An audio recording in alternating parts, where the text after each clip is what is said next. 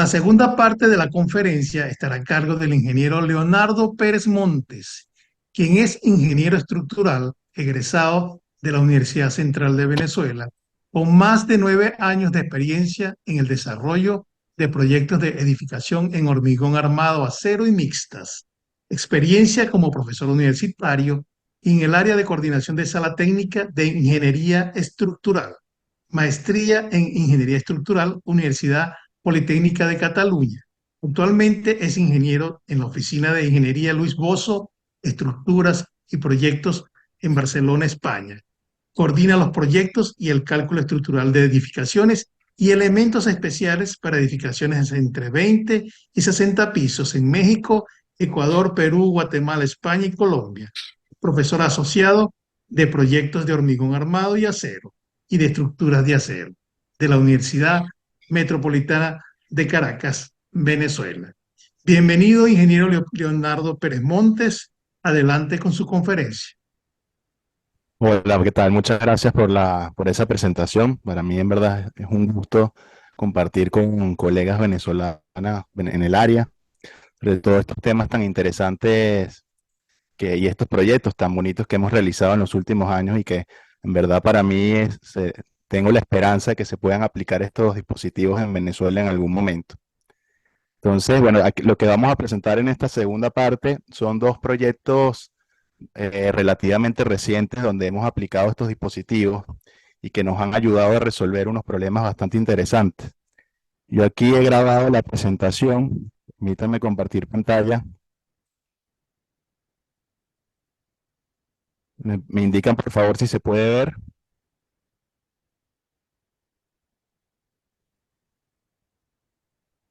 ¿Me escuchan? Sí, sí se puede ver, Leonardo. ¿Sí? Ok. Bueno, Se puede entonces ver y se escucha. vale, perfecto. Entonces voy a darle reproducir. Como le digo, estos son dos proyectos que hemos hecho en la oficina, son relativamente recientes, muy interesantes. Y bueno, al final podemos comentarlo si hay algún tipo de duda al respecto.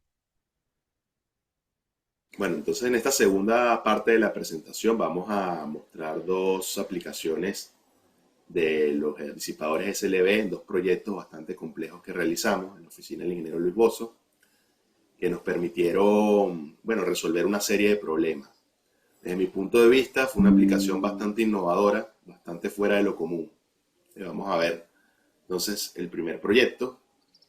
El primer proyecto es la Torre Bianto. Es una edificación bastante esbelta que se encuentra en México, específicamente en Guadalajara.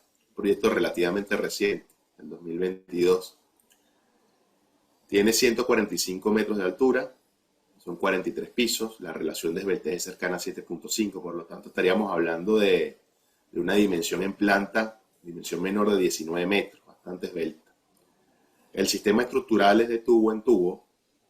Cuando digo tubo en tubo, es que hay un tubo exterior formado por el perímetro de columnas que se encuentran muy cerca una de otra, por lo tanto dan esta estructuración de tubo, y un tubo interior formado por el núcleo de elevadores. Esto es lo que se llama tubo en tubo y es una configuración típica de edificaciones altas. ¿Okay? Adicionalmente, estamos apalancando ambos tubos con unos elementos similares a vigas de acople en donde vamos a implementar los disipadores. Entonces, cuando digo tubo en tubo, es básicamente esto, es una estructuración en la cual tenemos un perímetro de columnas bastante cercanas una con otra, que da esta forma de tubo, y un tubo interior formado por el núcleo elevador. Aquí tenemos dos imágenes reales de cómo queda el perímetro de columnas y cómo es la zona interior, ¿no? El tubo interior. Para este proyecto en particular, estaríamos trabajando con espesores de 40 centímetros de muro y haciendo reducciones graduales en la altura, pasando a 35, 30 y culminando con 25 centímetros de espesor en los últimos niveles. Igualmente las columnas del tubo exterior son de 50 por 80, en este caso sección constante en toda la altura, y el hormigón que estamos utilizando es de alta resistencia, empezando con 65 megapascales en los primeros niveles y haciendo reducciones graduales, pasando a 55, 45 y culminando con 35. Este sistema estructural tubo en tubo no es algo que hayamos inventado nosotros, ya, como les digo, es algo que se usa desde hace mucho tiempo para edificaciones altas, para rascacielos, y se basa en, bueno, en las investigaciones del ingeniero Fazlur Khan, este ingeniero de Bangladesh, que propone, bueno, que hizo muchas investigaciones al respecto, ¿sí? En cuanto a la ingeniería estructural de edificaciones altas, de rascacielos, es uno de los máximos exponentes. Entonces él propone varios sistemas estructurales en función de la altura, cual, según sus estudios son los más eficientes, ¿no? Ahora, para nuestro caso, estaríamos acá, a 200 metros de altura, tendríamos la estructuración tubo en tubo, ¿okay? Este sería el esquema en planta. Podemos ver entonces el tubo perimetral y el tubo interior. Y si se fijan, se habrán dado cuenta, aquí el principal problema es que hay mucha densidad de columna y poca área. Entonces, lo que representa en acero, en cuanto a kilos de acero por metro cuadrado, las columnas, aun cuando estén armadas con armado mínimo, es bastante. Y este fue el principal problema del proyecto, ¿sí? Mucha columna, poca área, y realmente las columnas no son necesarias por un tema de resistencia, sino por un tema de rigidez, ¿okay? Una estructura como esta tiene que cumplir unos límites de desplazamiento. Es una estructura bastante esbelta, entonces hay unos límites de desplazamiento que hay que cumplir, cual se hace un poco complicado en estructuras como estas tan esbeltas, ¿no? Entonces es un tema de rigidez. Ahora el problema aquí era cómo bajar esa cantidad de armado. Barajamos varias opciones. Una era disminuir el tamaño de las columnas, lo cual aportaba muy poco. Les digo, aún armando con armado mínimo, la densidad era bastante. La otra opción era eliminar columnas en niveles superiores, lo cual tampoco dio resultado. Para el nivel donde ya podíamos eliminarlas, prácticamente el ahorro era mínimo. Y la tercera opción era, bueno, o fue eliminar una columna o dejar la mitad de las columnas, eliminar la columna que se encuentra en negro aquí en esta imagen, ¿no? Entonces con esto bajábamos a la mitad, ya que prácticamente las columnas a partir de un nivel inferior ya estaban con armado mínimo. Les digo, era un tema de rigidez. Claramente al eliminar la mitad de las columnas, el drift, la distorsión de piso no cumple. Aquí vemos la estructuración original, en la cual ya teníamos la solución, 40 columnas, una distorsión de piso de 9.1 por 1000, que es el gráfico verde que vemos acá. El límite local, el límite del reglamento local es 12 por 1000. Al eliminar la columna, ¿sí?, dejábamos una sí, una no. La distorsión de piso pasó a 14 por 1000. Era de esperar. Entonces, lo que hicimos, nuestra propuesta fue apalancar el tubo exterior con el tubo interior, unos elementos que trabajan similar a una viga de acople, una extensión del muro, una especie de oreja, una pantalla de hormigón, y que se va a conectar al final con dos disipadores, ¿okay? La idea de esto es que estos elementos trabajan principalmente a cortante, ¿okay? El fin de colocar los disipadores aquí al final es propiciar la falla en esta zona, ¿no? Propiciar la falla en el disipador. Y aún más interesante, ya que como es un elemento que trabaja principalmente a cortante, sabemos que el hormigón es pésimo disipando energía por cortante. Este es el elemento disipativo, ¿okay? El hormigón es pésimo disipando energía por cortante, a diferencia del acero. Entonces, ¿qué mejor que colocar un elemento de acero, un elemento que va a disipar energía por cortante? Y aún mejor, colocar un disipador. Entonces, esto fue lo que hicimos, apalancar la estructura del núcleo, los dos tubos, apalancarlos con una pantalla que se conecta a su vez con unos disipadores. Esto se conecta a la columna. Esta no es una solución nueva, que no la hemos inventado tampoco. Como siempre, los chinos están un poco a la vanguardia en esto. Vemos la torre de Shanghái, 630 metros de altura, una altura considerablemente mayor. Vemos cómo ellos apalancan también el núcleo central de hormigón, un núcleo celular, ¿okay?, con unas macrocolumnas en el perímetro a través de celosías. ¿De acuerdo? Entonces, esta fue una forma en la cual ellos han resuelto el tema de la rigidez. Tenemos también las torres de la Raffles City en China. Vemos que la solución es muy similar. En este caso están conectando el núcleo central en algunos niveles con unas macrocolumnas en el perímetro, específicamente en las esquinas, y que a su vez se conectan con un disipador. ¿Okay? Es más o menos la misma filosofía. Como dato curioso, también podemos apalancar un edificio con otro. ¿Okay? Este es el edificio OAT 58, 210 metros de altura en México. Este es un proyecto que nosotros hemos calculado, en el cual se ha apalancado con unos puentes de celosías metálicos un edificio con el otro. ¿Okay? Esto dio una ganancia de rigidez considerable en esta dirección. Y bueno, como dato curioso también, este edificio también se encuentra equipado con disipadores SLB en la otra dirección. Entonces, lo que ocurre al apalancar es esto, ¿no? Tenemos un diagrama de momentos en el muro, típico de un muro envoladizo. Esta es la estructura sin apalancar. Es el diagrama típico de un muro envoladizo o un muro conectado a un pórtico. Aquí hay el cambio, ¿no? Y aquí tenemos el muro, el mismo muro, pero ahora conectado con los disipadores, ¿no? Vemos cómo el diagrama de momento cambia. Inclusive, el muro en los últimos niveles cambia de curvatura. ¿Okay? Tiene doble curvatura acá, lo que da a entender que hay un cierto nivel de empotramiento justo en la zona de conexión con la horquilla. El momento en la base disminuye considerablemente, pero el axil aumenta. ¿Okay? El axil aumenta cuando estamos apalancando. Entonces, este es el cambio. Aquí vemos una imagen del modelo, vemos cómo el muro central se conecta a las columnas con unos elementos link, ¿okay? Que representan los disipadores.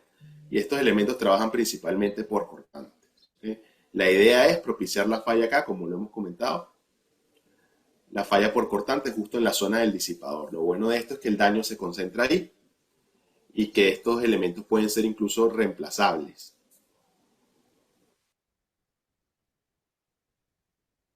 Entonces, el análisis lineal, modal, espectral, obtenemos que las distorsiones de piso bajan a 10 por 1000 al apalancar la estructura, lo cual ya estaríamos cumpliendo con el reglamento local. Teníamos 14 por 1000 cuando no estaba apalancada. Hay una reducción considerable. Para quienes han diseñado edificios altos saben que bajar un punto del drift es bastante complicado. La cantidad de rigidez que tengo que incorporarle al edificio para bajar un punto es bastante. No es tan fácil. Esto es una reducción de casi el 30% en análisis lineal. También tenemos algo bastante interesante que es la reducción del periodo del primer modo. Pasa de 5,73 a 4,9. Una reducción de 17%, es bastante también. Y lo interesante de esta reducción es ante temas de viento, ya que la normativa, bueno, el manual de diseño por viento de la CFE no es aplicable para estructuras con periodos mayores a 5 segundos. Entonces, lo interesante acá es que estamos llevando ahora la estructura a un rango donde es aplicable la normativa. Específicamente la CFE de diseño, el manual de diseño por viento, especifica que para estructuras con periodos mayores a 5 segundos no es aplicable el análisis dinámico y prácticamente lo que te dicen es que hay que consultar con un experto. Entonces lo dejan abierto. Nos ahorramos ese problema. Por otro lado, aquí vemos también las aceleraciones de piso. Es un estado límite de servicio para un estado límite de servicio por viento. La aceleración máxima de piso es de 0.01 G, no la estamos sobrepasando. Siempre que tenemos una estructura como esta, bastante complicada, irregular, y donde estemos incorporando dispositivos de protección sísmica, deberíamos hacer un análisis no lineal, tiempo-historia no lineal, que es un poco más representativo de la realidad. Nosotros lo hemos realizado para 11 señales sísmicas que están ajustadas a un espectro objetivo, que sostiene a partir de un estudio de peligrosidad sísmica, ¿ok? Y con un periodo de retorno de 2.475 años. 11 señales sísmicas. Hemos incorporado la no linealidad en el muro, un modelo de fibras, en zonas puntuales, ¿ok? En la base del muro y en las zonas de conexión de los órbitos. Es donde esperamos la mayor demanda, la flexión. En los elementos columnas y vigas hemos aplicado considerable la no linealidad concentrada, ¿ok? Hemos incorporado rótulas plásticas en los extremos, asimismo en las vigas de acople. ¿Ok? Y bueno, igualmente tenemos ya la relación fuerza-desplazamiento en los disipadores, en los links, que se obtienen a través de los ensayos que hemos realizado. Aquí estamos mostrando los resultados de una señal representativa. Tenemos un desplazamiento máximo en el último nivel de 56 centímetros. Vemos cómo la distorsión de piso disminuye considerablemente a 7.2 por mil, ¿okay? Contra los 10 por mil que teníamos en el análisis lineal. Esto es lo esperado siempre que hay disipación de energía. Los desplazamientos generalmente bajan. También vemos el diagrama de histéresis del disipador más demandado en los últimos niveles, donde tenemos una deformación máxima de 32 milímetros. ¿Okay? Esto está dentro del rango aplicable con los ensayos que se han realizado. Cuanto a los criterios de aceptación, vemos que nada más se forman rótulas en ocupación inmediata en dos dinteles, ¿okay? Y el resto se mantiene por debajo de este límite. Aunque ya hemos descartado la estructura sin apalancar, por lo que ya hemos visto, igual hicimos una revisión del análisis tiempo-historia para las 11 señales y vemos igualmente que, bueno, que el desplazamiento aumenta un poco en el último nivel. Vemos que la distorsión de piso baja, ¿ok? Baja. Siempre que hay disipación va a bajar, es lo común. Pero ya empiezan a formarse rótulas en ocupación inmediata en la base del muro. Tenemos rótulas también en niveles superiores del muro, llegando a ocupación inmediata y LS. Y aparecen rótulas en previsión de colapso en los últimos niveles. Esto solo se ha hecho modo de comparación. Y aquí hay mayor daño.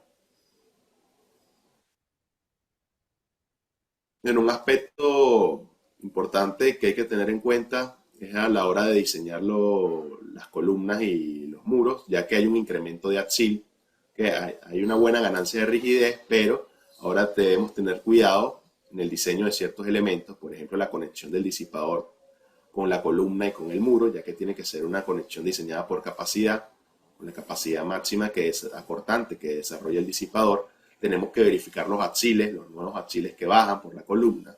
Por lo tanto, deberemos revisar también la cimentación. Y bueno, estas son consideraciones nuevas que hay que tener en cuenta en el diseño. Sin embargo, en ningún momento fueron problemáticas. No hubo un incremento de acero al hacer estas revisiones. Entonces, pasamos de unos 89 kilos por metro cuadrado que estaba dando la estructura a unos 65 kilos por metro cuadrado, un ahorro de casi el 35%. Y también hemos reducido en 50% la columna. ¿Okay? Esto fue lo que logramos al apalancar la estructura. Fíjense que es una solución bastante limpia y poco invasiva. ¿Okay? Solo en niveles puntuales se ha hecho el apalancamiento, o sea, ha incorporado este O-Rigger y es poco invasivo. No molestaba la arquitectura, ya que aquí había muros divisorios. Estos son los muros de la escalera. Lo hemos aprovechado de esa forma. La arquitectura fue concebida considerando esta columna que hemos eliminado, ¿sí? Para la fachada. Entonces, lo que hicimos acá fue incorporar una columna no estructural, arquitectónica, que está desvinculada de cierta forma de la estructura. Entonces solo es una columna de relleno visual que tiene un armado mínimo, es hueca de hecho. Y bueno, así es como resolvimos el tema de la fachada también.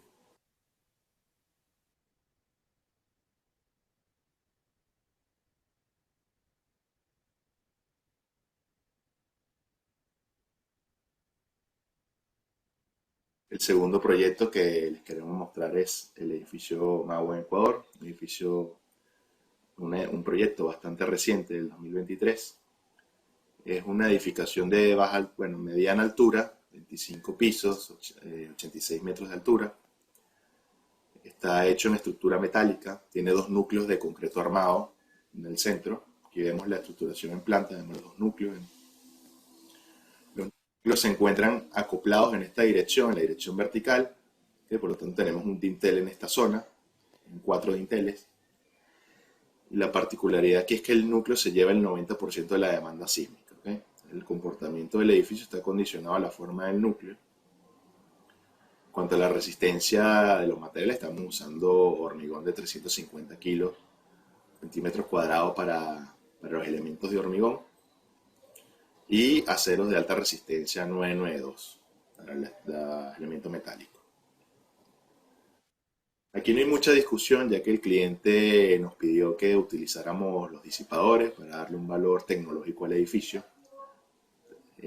Barajamos varias opciones de cómo colocarlo y la que decidimos fue la opción de colocarlos en los dinteles. ¿Sí? Los dinteles de esta forma. Tenemos los muros acoplados y el dintel sería ahora un dintel disipador.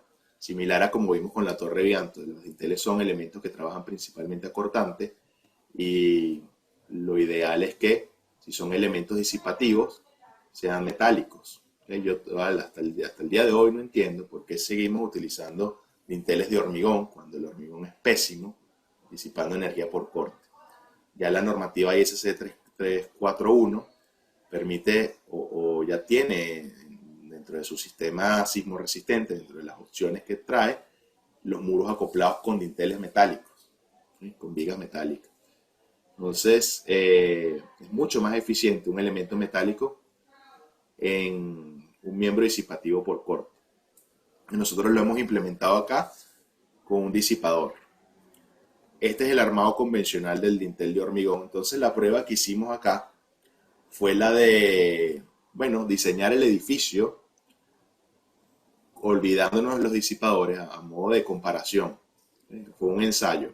Comparar el edificio como si no tuviese disipadores, qué resultado hubiésemos obtenido con los dinteles, y luego compararlo con el diseño con disipadores, dinteles disipadores. El armado convencional de un dintel de hormigón es con diagonales, típicamente de esta forma. Esto es un problema, siempre es un problema. El constructor siempre se queja de esto, ya que las diagonales tienen que interceptar el miembro de borde del muro. El miembro de borde es esta zona en los extremos del muro que generalmente confinamos para dotar de ductilidad de desplazamiento del muro. Por lo tanto, es una zona con bastante densidad de armado. Estas diagonales tienen que penetrar esta zona y esto es terrible constructivamente hablando. Fíjense que aquí tenemos, estas son imágenes genéricas, encontradas en internet, donde pueden ver cómo es la estructuración de las diagonales, cómo entran en los miembros de borde y cómo es de denso el armado en el miembro de borde. Mientras más alta sea la resistencia del hormigón, también más denso es el armado de confinamiento. Por otro lado, algo que no les dicen al propietario es que estos elementos, estos dinteles, son los elementos de los miembros disipativos en los muros acoplados, por lo tanto van a sufrir daño. Son elementos que van a fisurar bastante después de un evento sísmico. En los sistemas de muros acoplados, quienes disipan son los dinteles y la base del muro, prácticamente. Entonces son elementos que se van a dañar y que prácticamente es imposible de reparar. Entonces la idea de acá es dotar un elemento metálico que puede ser reemplazable incluso y concentrar el daño en esta zona, ¿no?, del disipador.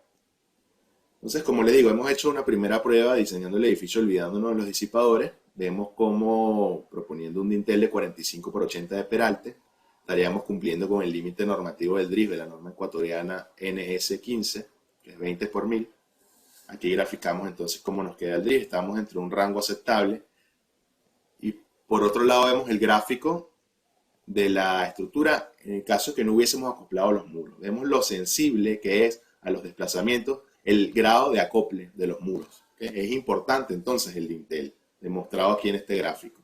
Si no acoplamos los muros, la distorsión de piso se va casi al doble del límite, más del doble. 50 por 1000. ¿Ok? Pero ¿qué pasa? El problema de los dinteles de hormigón es que están limitados a un cortante máximo. ¿Ok? Este cortante máximo, de ser superado, nos obliga a rediseñar, es la resistencia de la biela comprimida, nos obliga a rediseñar el dintel, a aumentar en la dimensión. Entonces, para este caso, donde habíamos propuesto un dintel de 45 por 80, nos está fallando el 31% de los dinteles del proyecto. Es un problema típico, esto es muy usual. Generalmente, para quienes son nuevos diseñando edificaciones con muros acoplados, es una revisión que se suele dejar de último. Generalmente ya tienen el modelo todo encajado, toda la estructura cumpliendo por fuera, y de cuando revisan los dinteles no cumplen. Entonces, ¿qué hacer aquí? Hay que aumentar el dintel. Hay que aumentar de tamaño el dintel. Tenemos dos opciones, aumentar el peralte o el ancho. Si aumentamos el peralte, en mi experiencia es problemático, ya que al aumentar el peralte aumenta la rigidez del dintel, por lo tanto absorbería más cortante, entonces caeríamos en un círculo, ¿no? Donde aumentamos la resistencia pero aumentamos la demanda. Muy pocas veces se llega a la solución, a la convergencia. La otra opción es aumentar el ancho del dintel. ¿Okay? En este caso tenemos 45 centímetros y nos dimos cuenta que si lo aumentamos a 55 centímetros ya estaríamos cumpliendo. Bueno, y perdón, de aumentar el alto también estamos limitados con el tamaño de la puerta por debajo, ¿no? Por debajo suele haber una puerta que tiene que tener una altura mínima. Entonces, volviendo al ancho, si aumentamos el ancho, es una solución lógica, ya que la resistencia por corte depende del área. Entonces, aumentar la dimensión menor aumenta más el área. Pero el problema es que el muro tiene que coger el dintel, ¿no? Tiene que recibir al dintel, y el dintel no puede ser más ancho que el muro. Entonces, esto nos obliga necesariamente a o aumentar el espesor del muro o crear aquí una especie de cabezal recrecido en la zona del miembro de borde. El recrecido es terrible para los arquitectos, no les gusta, ellos quieren siempre ver la cara del muro lisa, ¿ok? Y no van a perder este espacio. Entonces, se prefiere incluso aumentar el espesor. Entonces, esas son las dos opciones. Aumentar el ancho, sabiendo que tenemos que aumentar el espesor del muro o crear este cabezal que es horrible para los arquitectos, o aumentar el peralte, intentar llegar a una solución aumentando el peralte, lo cual es, de mi experiencia, bastante complicado. Sobre todo en edificios donde digamos, el muro tiene prácticamente toda la responsabilidad de la demanda sísmica, sobre la demanda sísmica, como este proyecto en particular. Otro aspecto interesante a la hora de utilizar los dinteles disipadores es que, por ejemplo, en un edificio de muros acoplados con dinteles de hormigón, o en general acoplados con dinteles, la mayor demanda cortante se da en los primeros 2/3 de la altura del edificio. La mayor demanda cortante en los dinteles.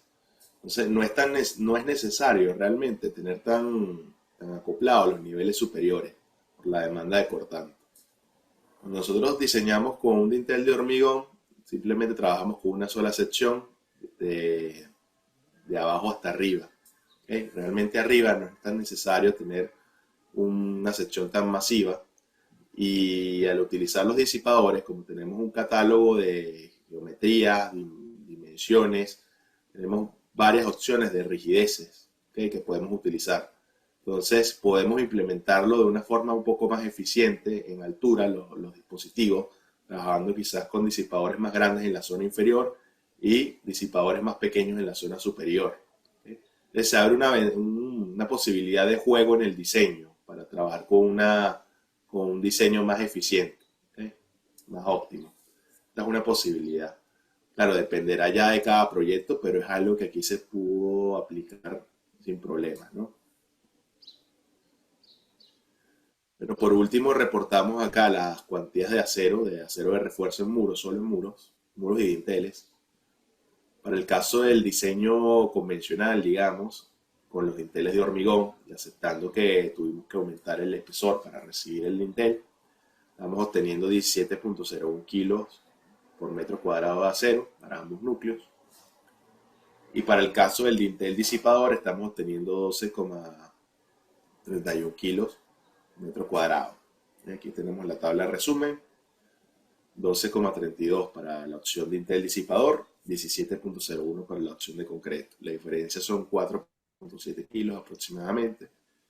Representa un 27,57% de acero. Eso más los problemas que nos estamos evitando en la parte constructiva. ¿Okay? Además que, bueno, tenemos aquí resumidas las ventajas. Los dinteles ya no tienen el problema del cortante máximo. Hay facilidad constructiva, se evitan las complicadas diagonales entrando en los miembros de borde, que como vimos están densamente armados. Los disipadores pueden ser reemplazables luego de ocurrir el daño. Sabemos que, como dijimos, el dintel es un elemento que va a sufrir daño, es el elemento disipativo. Entonces, si concentramos el daño en el disipador y además este es reemplazable, es muy eficiente la estructura. Se pueden disponer de forma inteligente en la altura, que es lo que habíamos comentado. Se abre esa ventana de juego en el diseño. Entonces, bueno, básicamente estos fueron los resultados del segundo edificio. Una opción un poco distinta de cómo implementar los disipadores. De acuerdo. De acuerdo, entonces aquí se acaba la presentación. Y no sé si ahora pasamos a la parte de comentarios o dudas. Disculpa, Pérez Monte. Sí, Mm. te agradecemos a ti por el gran complemento que se hizo de la exposición del doctor Luis Bose. Ahí sí es verdad que eso están acoplados, esos disipadores de energía de ustedes están muy bien acoplados. Los felicito por esa brillante exposición. Creo que está técnicamente explícita. Es un aporte muy importante a la ingeniería.